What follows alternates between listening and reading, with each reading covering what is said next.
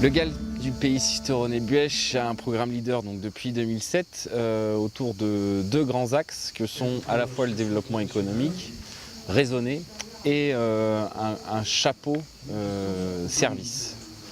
Je parle de chapeau parce que c'est le schéma de service qui a été fait en 2009 et dont a découlé pas mal d'actions considérant les services à la population en milieu rural de manière générale.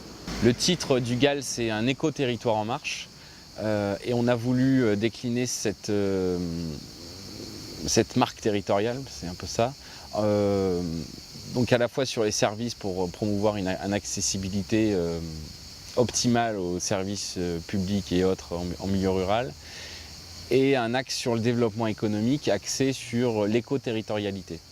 Ce qui engendre des actions en direction des entreprises et des entrepreneurs sur la thématique de l'éco-territoire. Et pour les agriculteurs, la thématique de l'éco-territoire en marche peut vraiment être capitalisée sur des pratiques d'agriculture raisonnée, de circuits courts et de valorisation des productions locales.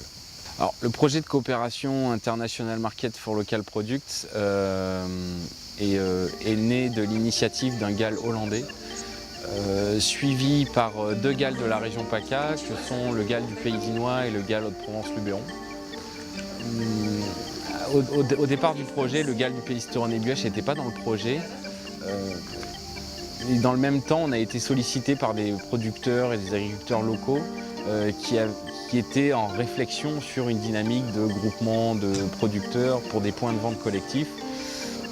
Et donc ces différentes dynamiques, en même temps qu'on a pris connaissance de ce projet de coopération, ça répondait bien l'un à l'autre et on s'est dit que c'était l'occasion d'intégrer le projet. Donc le GAL Cisteronnet-Buëch a intégré le projet en marche. Donc on est monté dans le train au moment où ça venait juste d'être lancé. Voilà. Et après on s'est rencontrés tous une première fois aux Pays-Bas et une deuxième fois au Puy-en-Velay.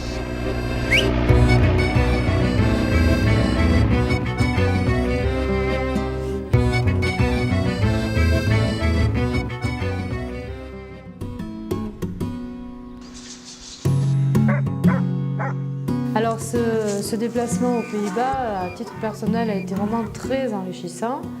C'est toujours bien de voir ce qu'il se fait ailleurs dans le monde, de rencontrer des agriculteurs aussi, de se dire que bon, on n'est pas les seuls à faire ce que nous faisons et qu'il y a différentes manières d'opérer. Ça apporte toujours des idées, c'est de façon informelle, on ne peut pas dire j'ai pris telle idée spéciale et je l'ai reproduite chez moi. J'ai bien aimé la convivialité aussi qui se dégageait sur un des marchés où nous avons été, où il y avait un ensemble de producteurs qui appartenaient à la même association, où on sent bon, qu'il y a justement un partage, ils ont su justement eux travailler ensemble. Et on se dit bon mais pourquoi nous on n'arriverait pas aussi à travailler ensemble. Bassine au cuir avec un robinet pour pouvoir remplir directement après celle-ci, c'est ça? Oui. J'ai pas Je connais pas le nom.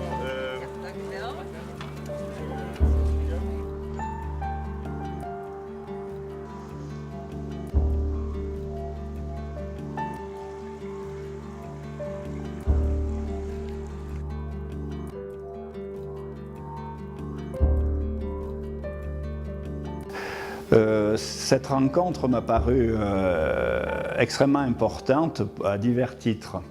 Déjà, ça nous a montré qu'on n'était pas les seuls à avoir une démarche semblable, que même dans un pays qui m'a semblé un peu plus riche, comme en Hollande, d'autres agriculteurs avaient senti le besoin de faire de la vente directe.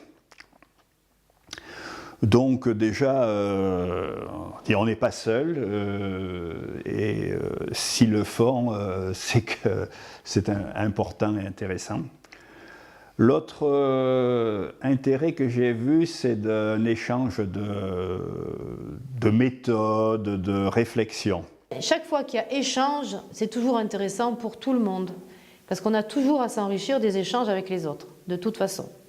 Voilà. Après, qu'est-ce qu'on peut en faire d'une manière économique, parce qu'il y a quand même un objectif économique derrière tout ça. Est-ce que ça peut être un avantage pour tous? C'est à voir et c'est l'avenir qui nous le dira.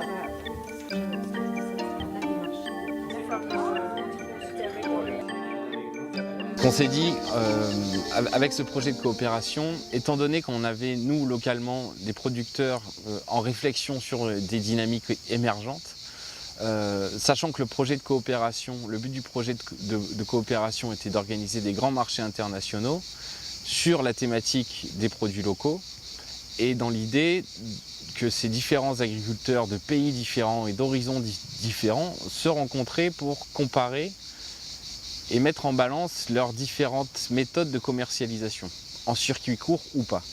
On s'est dit que c'était une bonne occasion pour nos agriculteurs qui étaient dans cette dynamique naissante de rencontrer d'autres agriculteurs d'autres pays et voisins, avec le Dinois et Haute-Provence-Luberon, pour confronter un peu les points de vue et les aider dans leur démarche.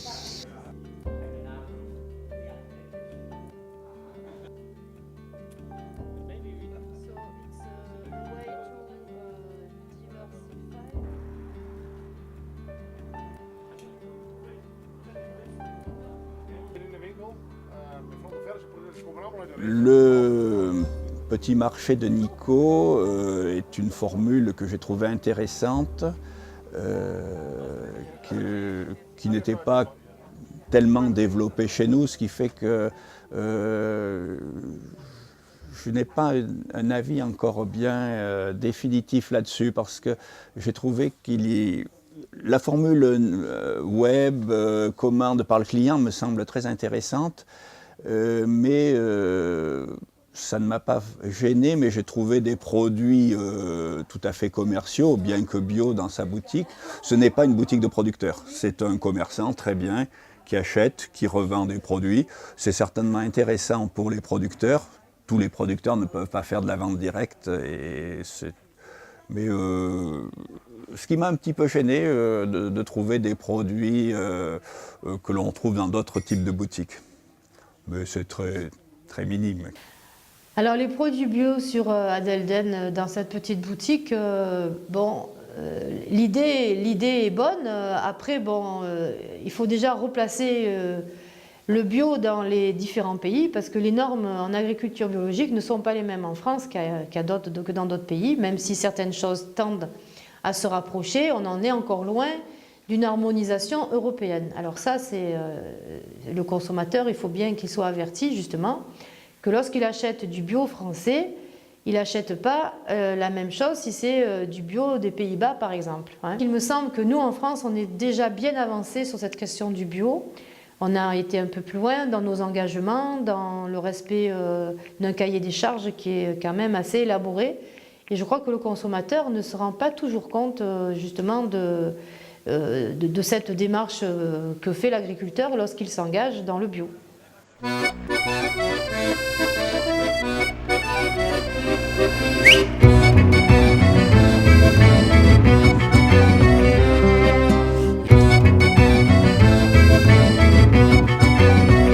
Premier marché international organisé au Puy-en-Velay par la Chambre d'agriculture. À ce moment-là, on s'est rendu compte que les moments d'échange étaient réduits à la portion congrue de l'événement. C'est-à-dire que nos agriculteurs à nous présents ont été frustrés de ce peu de moments d'échange. Ce soir, je suis heureux que nous soyons tous réunis pour le premier marché des produits européens agricoles au Puy-en-Velay, et j'espère que ce marché se renouvellera dans chacun de vos pays, dans chacune de vos délégations. Nous sommes du pays de Sisteron. Donc nous venons du pays Sisteron-les-Pêches. On travaille essentiellement sur les services à la population et sur l'attractivité du territoire en accompagnant les producteurs. Et donc nous n'aurons pas de produits à vendre sur le marché de samedi. Notre travail à nous, animateurs de GAL, c'est de leur ramener de ces échanges à la fois des nouvelles méthodes de commercialisation, etc., de pouvoir permettre aux producteurs de créer des liens,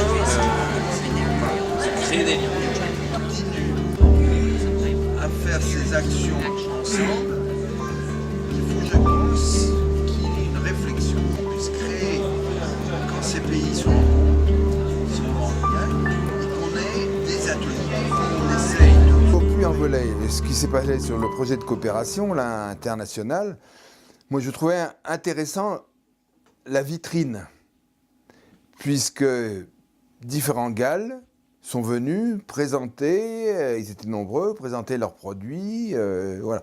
Et au niveau public, au Puy, je pense que c'était intéressant.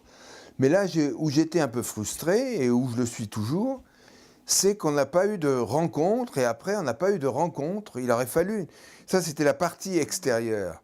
Mais j'aurais voulu qu'il y ait des réflexions et des réunions qu'il n'y a pas eu, entre autres au Puy, pour qu'entre les uns et les autres, on puisse dire, mais où on veut aller, qu'est-ce qu'on veut faire, est-ce que ce genre de marché, on veut le continuer. Les rencontres qu'il y a eu en Hollande, me semblent aussi, avaient besoin d'être affinées, puisqu'il me semble que les uns et les autres n'avaient peut-être pas la réflexion au même niveau.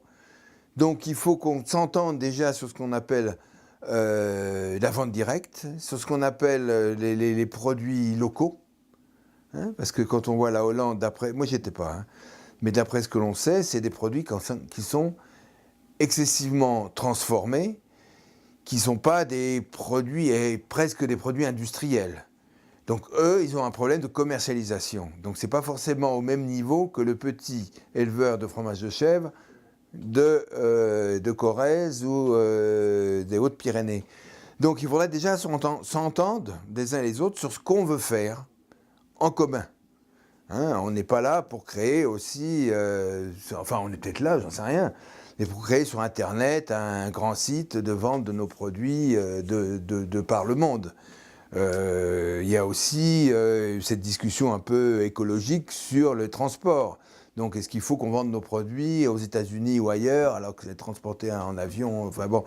Donc, il y a tout ça, et je trouve que ça mériterait des discussions, et là, on ne les a pas eues. Qu'il y ait des marchés comme ça internationaux, je trouve que c'est des initiatives intéressantes, parce que ça montre au public. Mais il faut que vraiment que derrière, il y ait une réflexion, qu'on sache où on veut aller. Et moi, personnellement, n'étant pas en Hollande et autres, ayant pris un peu le train en marche, je sens pas très bien où on veut aller. Mais ça vient peut-être que de moi. Sachant que le cœur du projet de coopération, à ce moment-là, était un projet de site internet des producteurs hollandais pour vendre à l'international leurs produits. À ce moment-là, on a commencé à se rendre compte qu'il y avait quand même un décalage entre les attentes de nos agriculteurs locaux et la proposition des Hollandais notamment. I'm the designer of the website, the conceptor of the website. We are that's for everyone. Because we are concepting the website together with all the producers. Our project is more for local. We want to do more for local activities, local producers. We are developing a website where people can buy local products from specific regions across Europe. Je pense que si un agriculteur trouve un débouché à l'international pour ses propres produits parce qu'économiquement il n'arrive pas à suffisamment vendre sur son territoire, ça peut être qu'un plus, bien sûr. Du moment qu'il arrive à soutenir sa production et à justement aller jusqu'aux Pays-Bas, c'est une bonne chose pour lui, quoi. Je suppose que pour les Hollandais aussi, de goûter à la lavande, enfin de sentir la lavande de Provence, c'est quelque chose, parce que je sais que la Provence est très prisée en Hollande.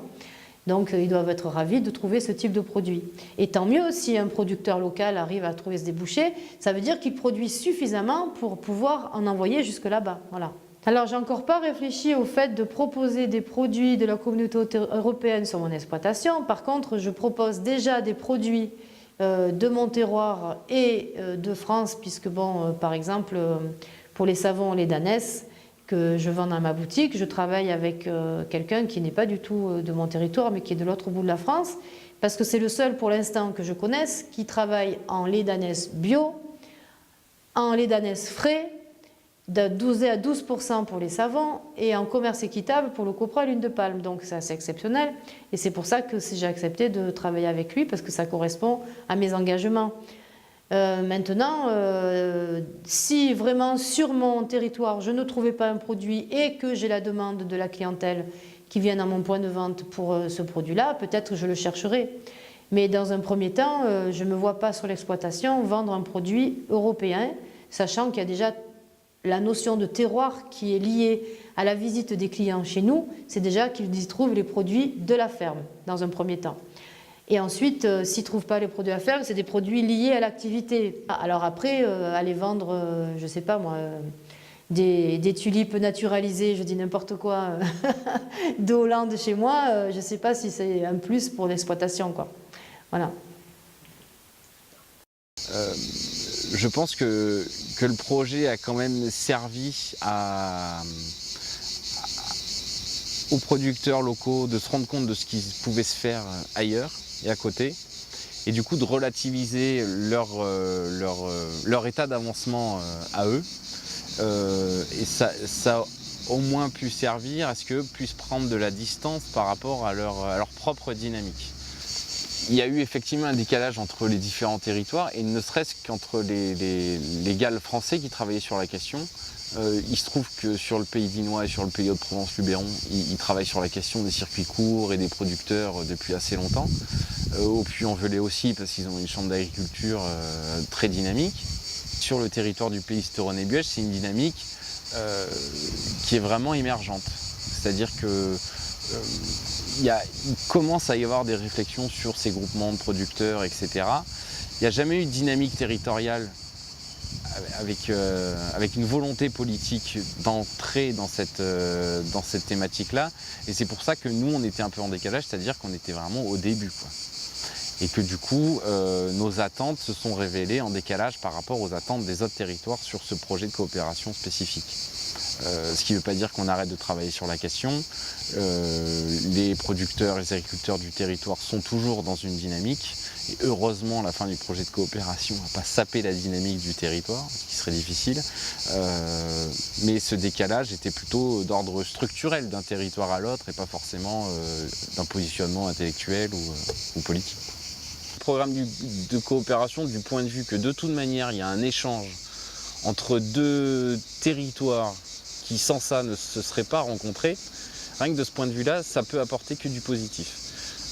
Après, en fonction des thématiques, et elles peuvent être extrêmement diversifiées, les projets de coopération n'ont pas les mêmes vocations. Un projet de coopération qui a trait à la jeunesse sera très différent d'un projet de coopération qui parle de produits locaux ou de tourisme ou de patrimoine.